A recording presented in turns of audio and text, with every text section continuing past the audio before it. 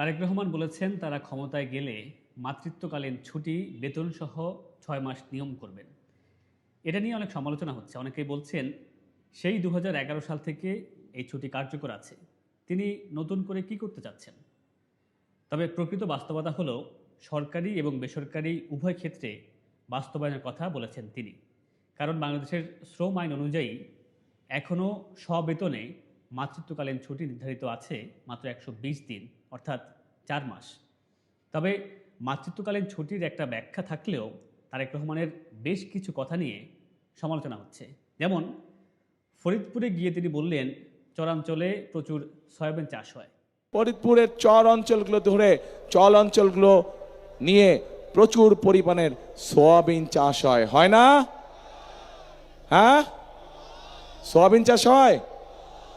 কে হ্যাঁ না না হয় না? এখানে সোয়াবিন চাষ হয় না, কম হয়।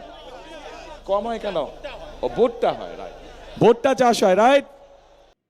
চট্টগ্রামে বলেছেন চট্টগ্রামকে বাণিজ্যিক রাজধানী ঘোষণা করবেন, যেখানে সেই ২০০৩ সালে খালেদা জিয়া চট্টগ্রামকে বাণিজ্যিক রাজধানী হিসেবে স্বীকৃতি দিয়েছেন।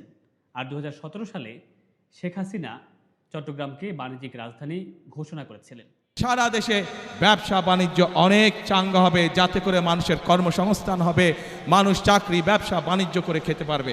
কি সেটি? বাণিজ্যিক রাজধানী। কুমিল্লায় ইপিজেড প্রতিষ্ঠিত হয়েছিল সেই ২০০০ সালে। তারেক রহমান কুমিল্লাতে গিয়ে বলেছেন পর্যায়ক্রমে কুমিল্লাতেও ইপিজেড করবেন।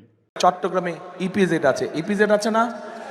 আমরা আস্তে আস্তে কুমিল্লায় এই ইপিজেড আস্তে আস্তে একটা একটা করে ইপিজেড আমরা কুমিল্লাতেও করতে চাই। আবার রংপুর গিয়ে বলেছেন তিস্তা ব্যারেজ প্রকল্প বাস্তবায়ন করবেন। অথচ সেই ১৯৭৯ সালে জিয়াউর রহমান অর্থাৎ তার বাবা এর ভিত্তিপ্রস্তর স্থাপন করেছেন এবং ১৯৯০ সালে এর কার্যক্রম চালু হয়। গেল এক মাসে তিনি এরকম বেশ কিছু ব্ল্যান্ডার করেছেন, যা নিয়ে প্রতিপক্ষ মহলে বেশ সমালোচনা হচ্ছে এবং এই ছোট ছোট বিষয়গুলো দলীয় প্রধান হিসেবে তার ইমেজ নষ্ট করছে। আমরা দেখেছি তিনি দেশে ফিরে বলেছিলেন আই হ্যাভ আ প্ল্যান। আজ এই বাংলাদেশের মাটিতে দাঁড়িয়ে আপনাদের সকলের সামনে আমি বলতে চাই, বাংলাদেশ জাতীয়তাবাদী দলের একজন সদস্য হিসাবে আপনাদের সামনে আমি বলতে চাই, আই হ্যাভ এ প্ল্যান। কিন্তু সেই প্ল্যানের সুস্পষ্ট রূপ আমরা এখনো দেখতে পাচ্ছি না।